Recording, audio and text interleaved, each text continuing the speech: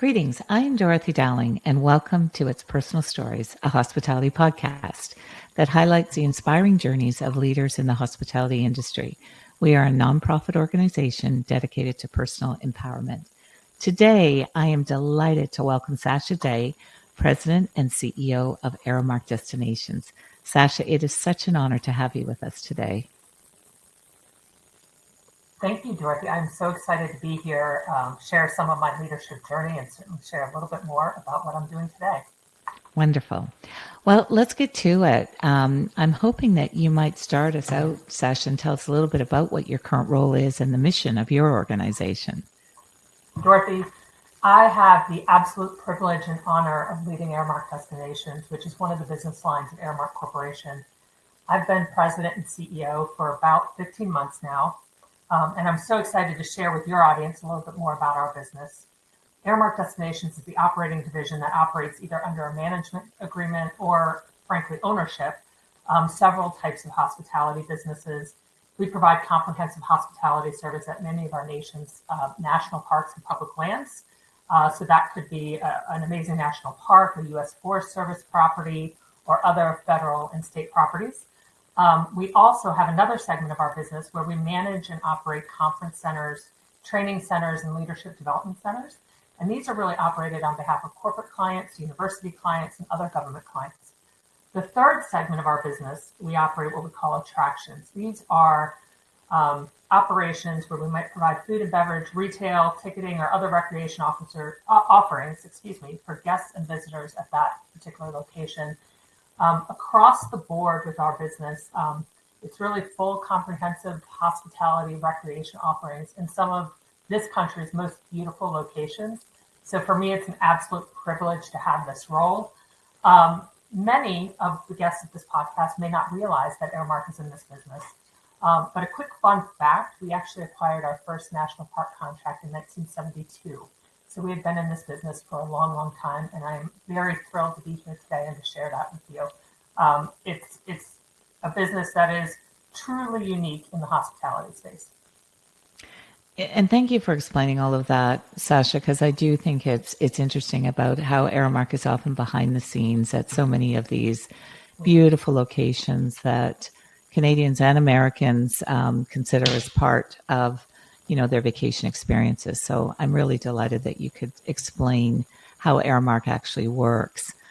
I'd like to talk a little bit about your career trajectory now, because I know that I personally have been very inspired with you and just your amazing leadership. And I'm wondering if you can tell us a little bit about how intentional your career path has been, how you've embraced some of the opportunities, and the kinds of things that guided some of the decisions you made about the opportunities that were presented to you.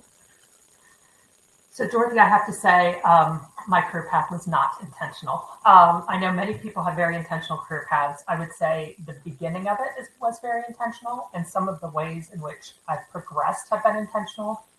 But what I've imagined at 22 when I graduated from college, the role that I'd be in and the business that I'd be in today, absolutely not. I graduated from the University of Virginia's McIntire School of Commerce with a degree in finance. And really, I couldn't really imagine what my career or the opportunities that presented themselves along the way, what they could have been at that point. Early in my career, I definitely focused on opportunities that I deemed, from my lens, as being resume building, right? I knew I had ambitions. I didn't quite know what those were yet, but I wanted to build the resume. So my early career moves were definitely focused on resume building, as well as making sure I was making career moves that would present opportunities and open doors. That was probably, if I look back, how I really thought about that first stage. As I progressed, my lens and my decision-making clearly shifted. I honestly stumbled into my first role at Aramark in 2003, which I found through old school networking. This is pre-LinkedIn days. And truly, I did stumble into that role, meaning I didn't really know a lot about Aramark at the time. But once there, what I really found was both a company that I love and a business that I love. And I'm not trying to tout my company here too much, but truly that is where I found sort of the combination of both company and business, where I really embraced kind of the first role and then what could be. at that point. Um, I I would say at that point, I really set out to broaden my experiences. So up until then, I mainly had finance and consulting experiences. Then I really set out to broaden my experiences. And I had a lot of kind of guides and mentors along the way, kind of nudging me in different directions, I'll be honest. But really seeking new challenges and frankly, leadership opportunities that would prepare me for the role that I have today.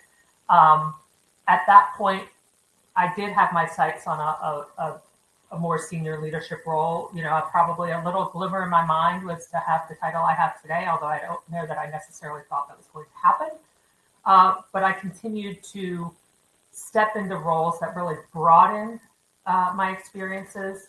I ventured off the path of finance. I went into business development and sales, which was a complete 180. I went into operational focused roles, consumer strategy, and even an HR role along the way. So really kind of a very diverse background. I was seeking out that diversity in my experience in those experiences, and I think I am hardwired in that way. I've always looked for sort of that diversity in what I'm doing, and I would say I would call that one of my values, really, that has guided my decision making along the way, which is that kind of diversity of experiences. I would say the other lens that really guided me was really my personal life lens, right? And what that meant at the time. It meant different things along the trajectory.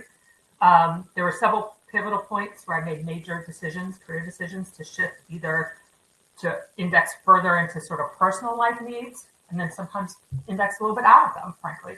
I made a decision at one point to leave a great role in an organization and prioritize both a geographic move, but also a desire to travel less and to connect more fully in the local professional environment where I lived.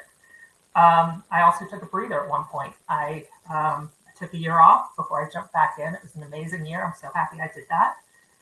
And then at another junction, I kind of leaned back into travel and shifted yet again into kind of how that personal and career aspiration, those two lenses, how they balance. And I think, you know, that those two elements have really guided me, but they played out differently along the journey, if that makes sense.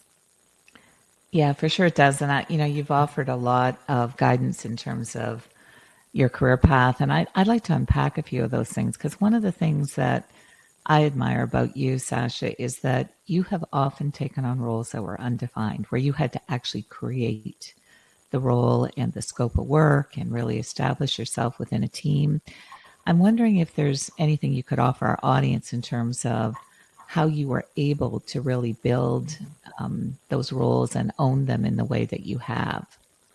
Yes, Dorothy, I have. I think if I count back, probably 3 or 4 roles that I've taken along the journey were really newly created roles, which some might think come with some risk.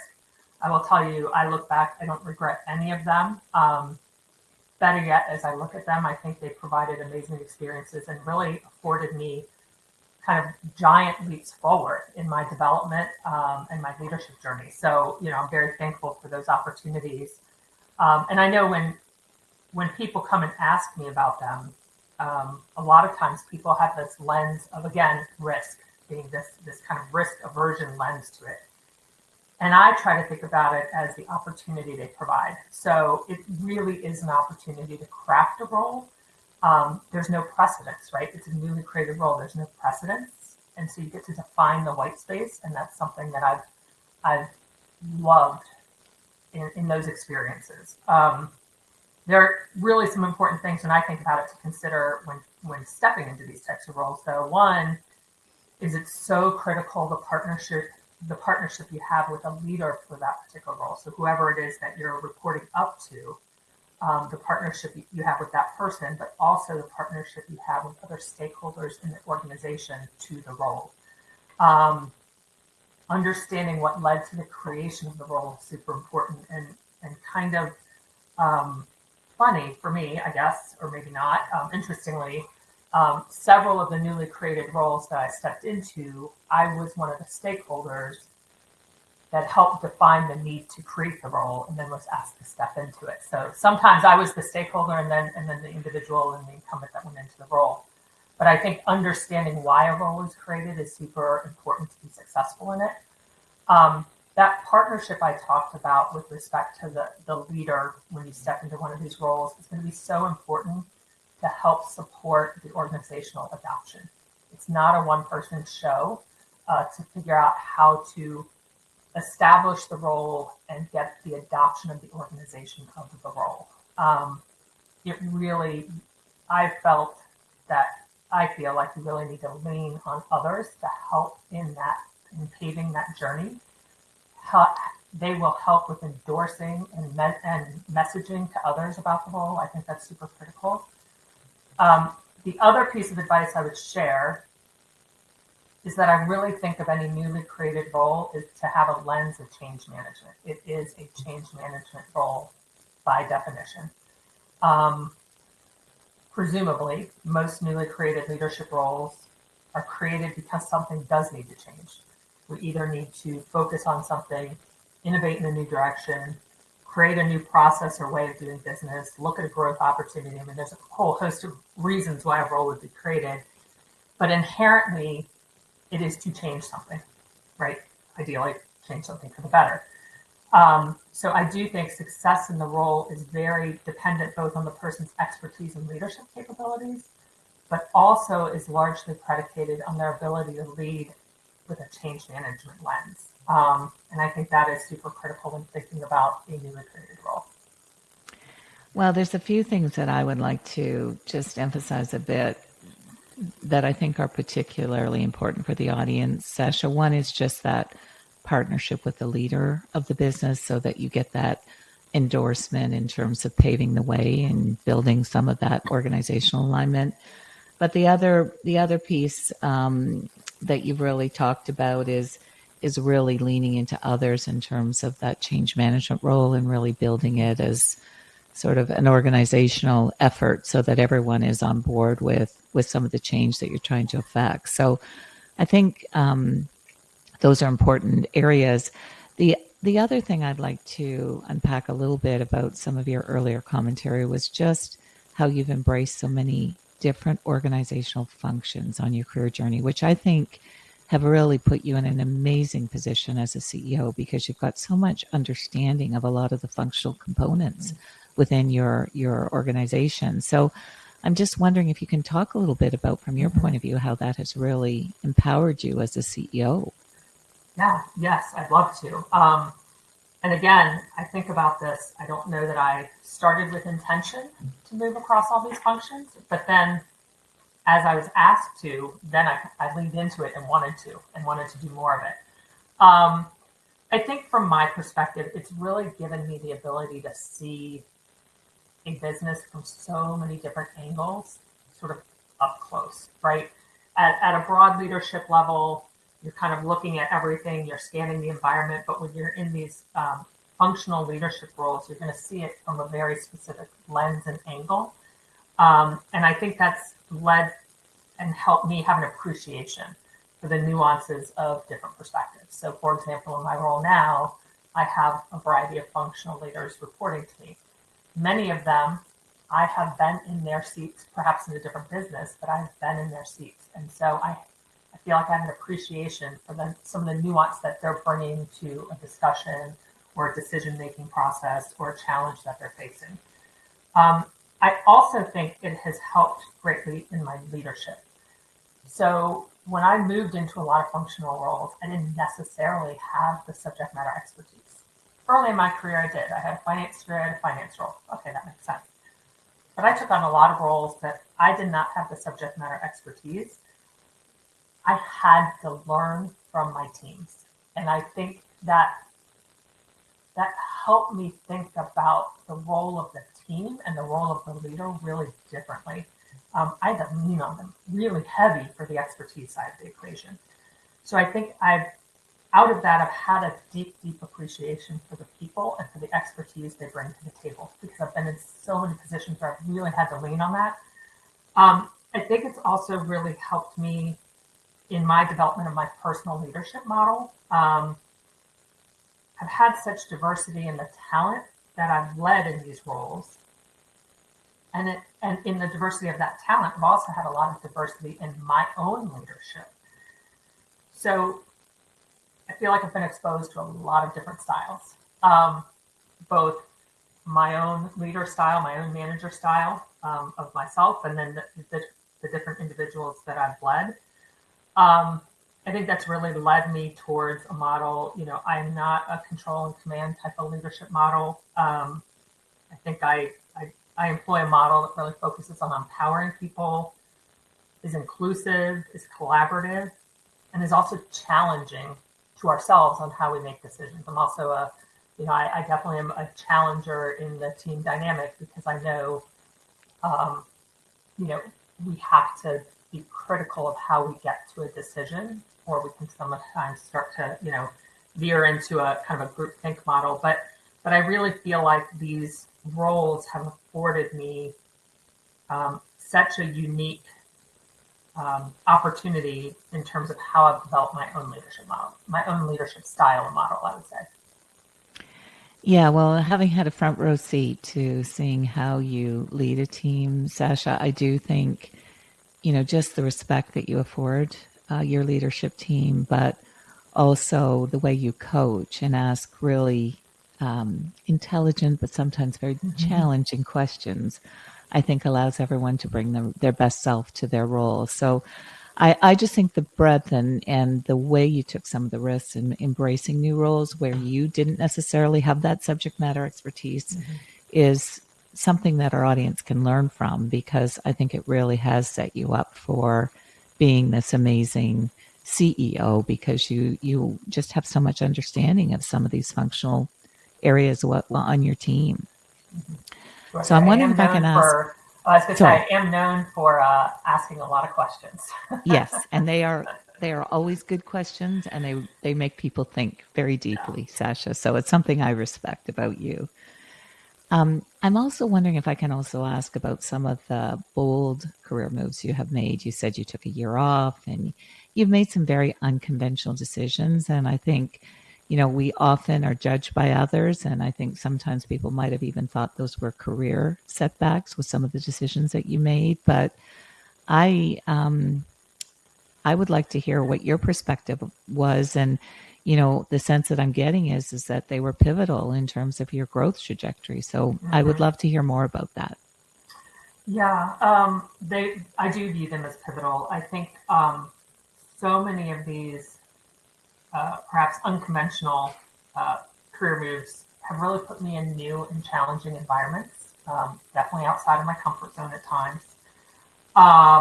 And honestly, they've put me in positions that have afforded me exposure in my own organization, depending on where I was at the time, that perhaps other positions wouldn't have put me in. And that is one of the things, when I look back, that has been absolutely pivotal in this notion of like propelling my success, in that some of the roles really set me on a track to, sitting at the board table of our company, or and presenting to the CEO of the entire organization when I was much more junior in my career. At another company, really putting me in a position where I was working directly with our private equity ownership group. So while out of my comfort zone, they've allowed me or afforded me this ability to, or this opportunity, this open door, so to speak, to step a little further than kind of the one step up notion, right? And I think that is largely a significant kind of, not benefit, but accelerator, right, to my career. I left, I'm a boomerang at Aramark. We call it, a lot of us are, where we left and we came back. And when I left the first time, there were a lot of people questioning that decision. And I referenced it earlier, but that was one of the decisions where that spectrum of decision making, I leaned more towards something I needed for my personal life, and frankly for kind of grounding myself in the community in which I moved to.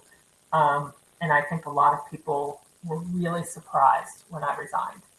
But I did it for all of my own personal reasons. And I am very thankful that I did that. And the experiences I then had, I think, have helped me after I came back to Aramark, if this makes sense, to get to the position where I am, even though I didn't know it at the time, and I'm not sure anybody else would have predicted it. But I went to a much smaller company, which meant I immediately was in the C-suite there. That was the role I took. Not immediately, I shouldn't say it that way, but I took a role in the C-suite, right, from a more junior role at Aramark. So I was able to have a C-suite experience much sooner than I would have gotten there at my company. And again, I didn't make the decision because of that, but ultimately that was a huge benefit that I had. I worked directly with our ownership. I was one of the people around the table making the decisions about the entire company. Then you fast forward, I come back to Aramark. That experience, I think, has really helped me when I came back and really positioned me well for this particular role, which again, I didn't realize it at the time, but it really did. So I've taken great thought in the decisions I've made. There's always pros and cons to different decisions, but I feel like I've made them for the right reasons for me. And they've really helped accelerate where I am. And again, I think a lot of it is getting out of that comfort zone. It's taking those roles that some people kind of know, I'm a XYZ functional type of person. I can't go do that. I mean, when someone said lead people, well, I had never done that, but I just jumped into it, right? Jumped into the opportunity. And that lens, right, has helped me now in this role. So I think the way in which I've taken those risks and jumped out of my comfort zone has really helped me position me for this role, and frankly, hopefully, position me to do a great job in this role, ideally, right?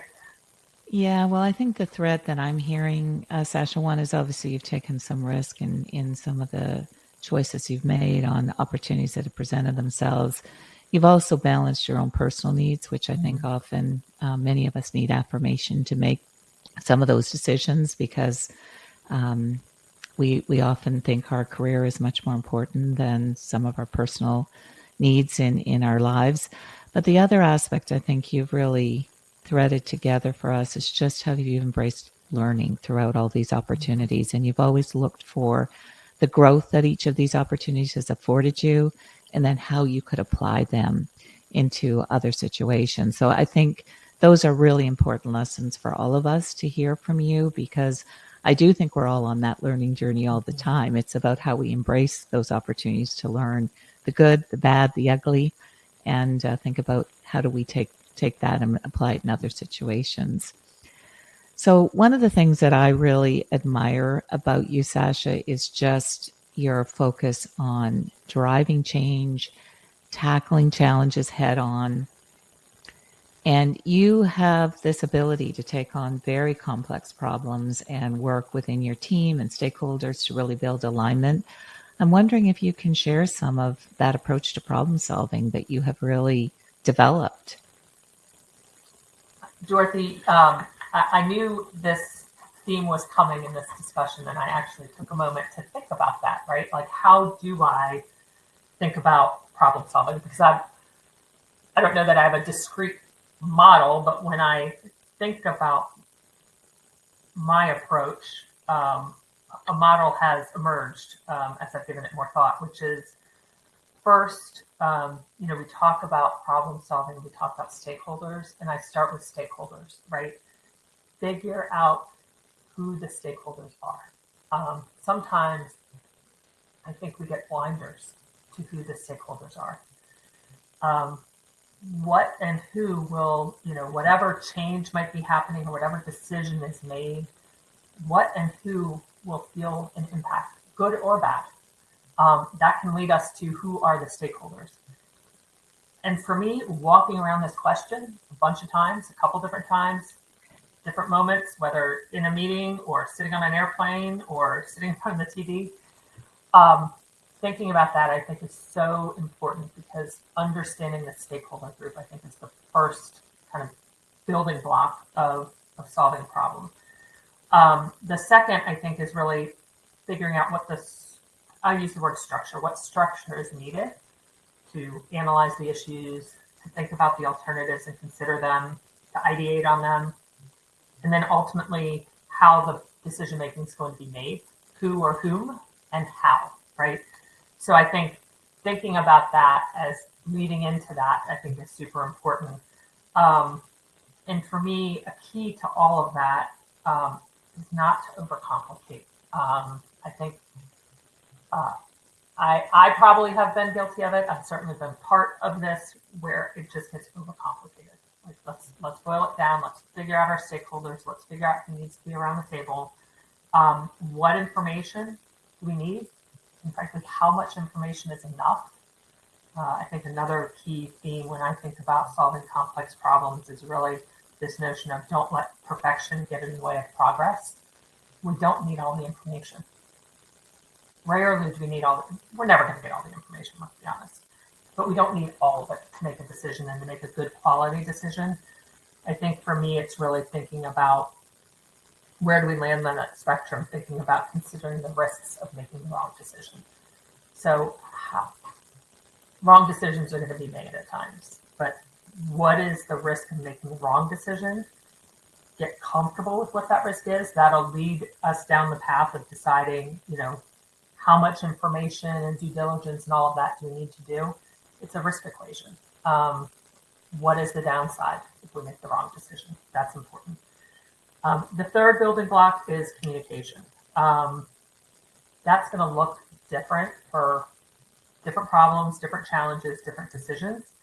But thinking about communication up, communication over, communication down, how often, how much, how detailed, right? It's got to be a really thoughtful component to thinking about complex problems, and change management is the communication piece, and very intentional.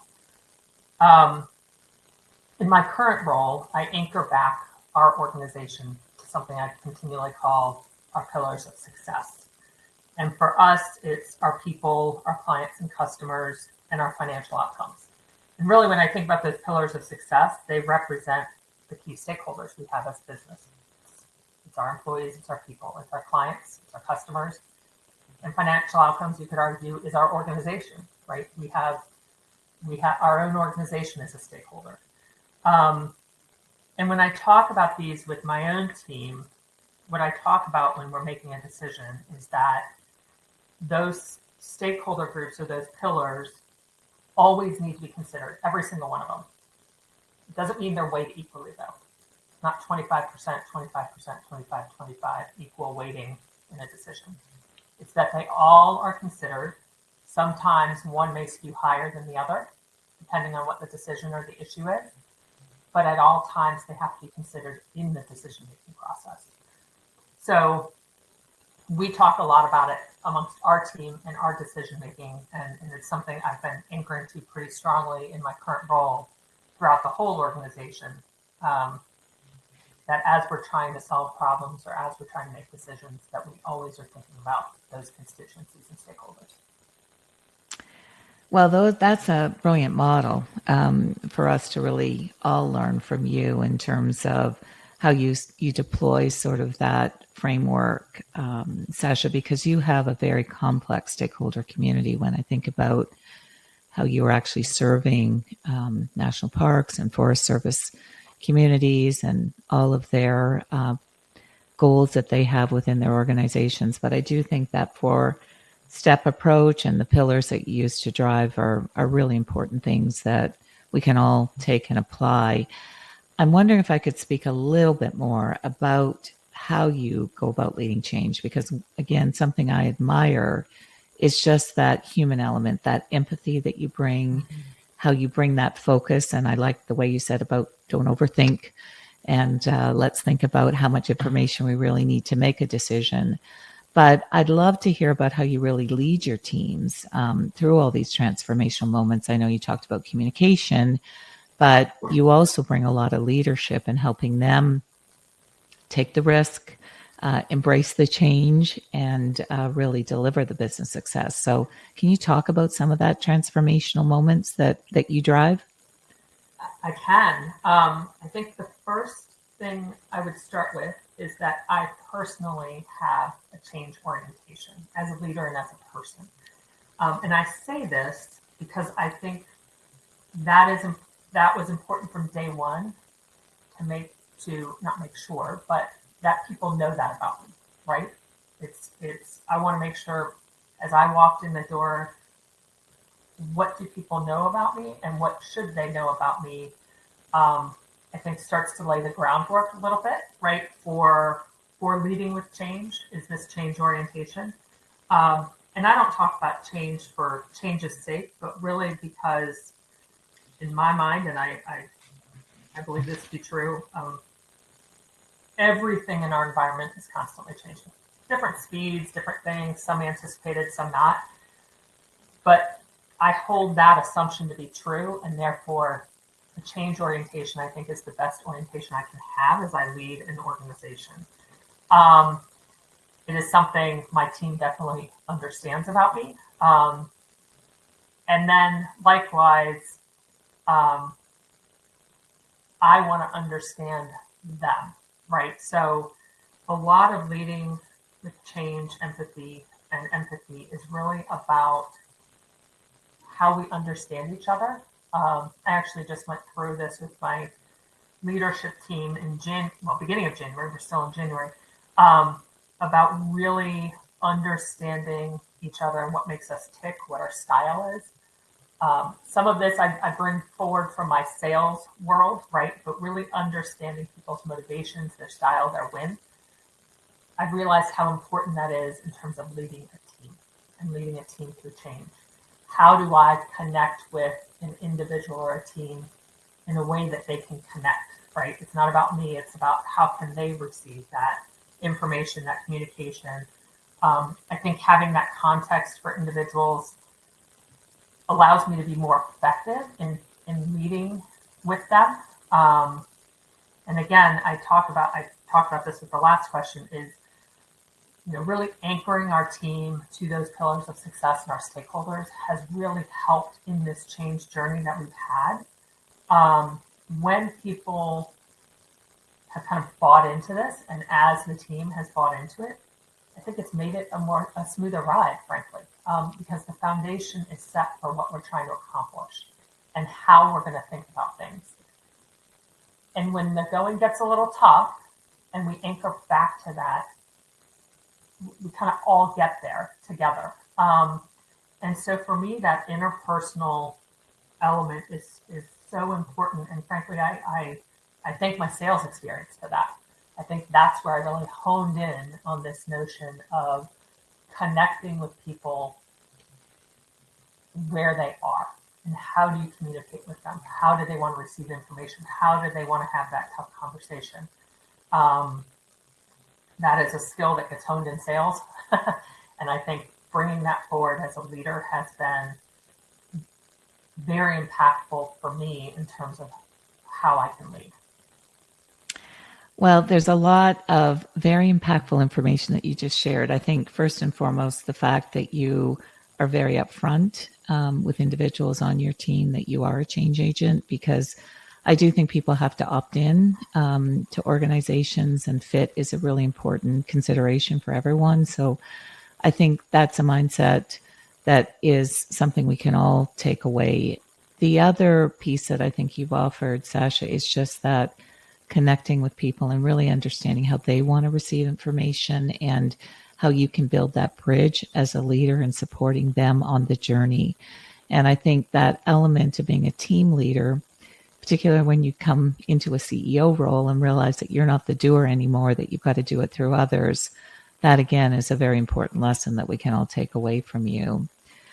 I'm wondering if I can talk a little bit more about some of your personal life and how you blend that, because you're a parent, you have 3 children, you have a very demanding role, and you've had many demanding roles in your career.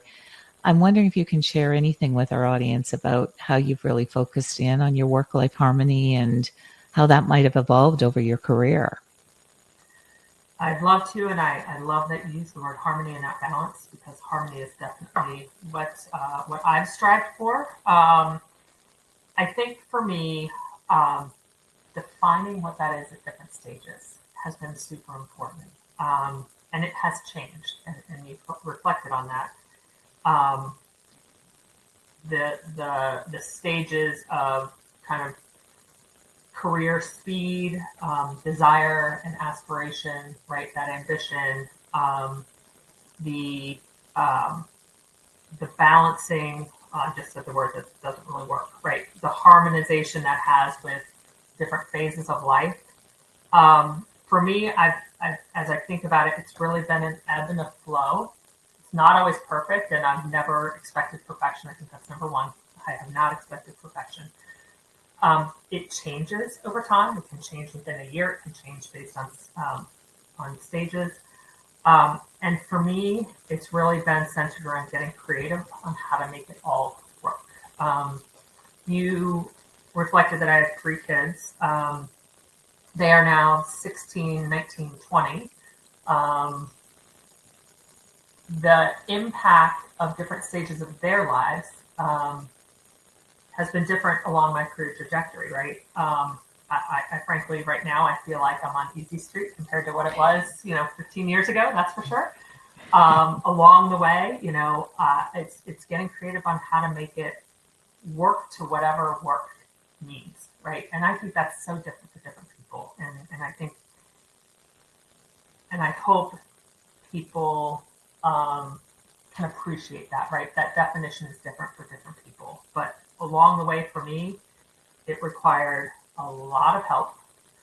I had help in every which way to Sunday, honestly.